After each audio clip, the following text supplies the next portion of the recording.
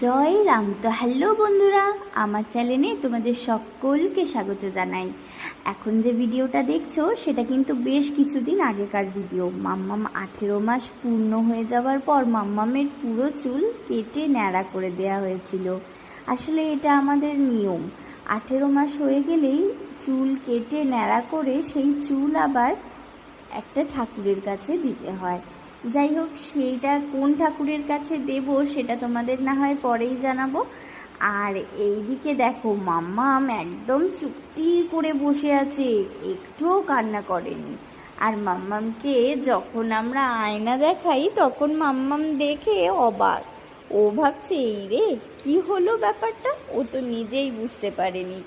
যাই হোক, তারপরের দিন সকালবেলায় লেবু জল খেয়ে মাম্মামকে একটা ডিম সেদ্ধ খাইয়ে এখন আমরা দুজনে মিলে বেরিয়ে পড়ছিলাম।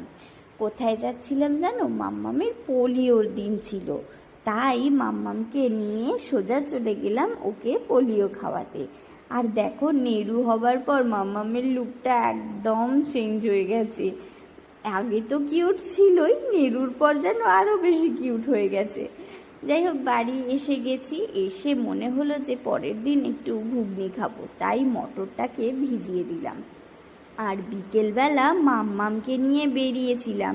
মাম্মাম একটু রাস্তায় ঘুরে ঘাড়ে এসে এখন দেখো এইসব দিদি দাদাগুলো মাম্মামের, ওদেরকে এখন নাচ দেখাচ্ছে।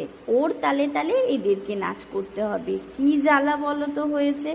যাই হোক, আজ আসছি আবার অন্য কোনো ভিডিও নিয়ে।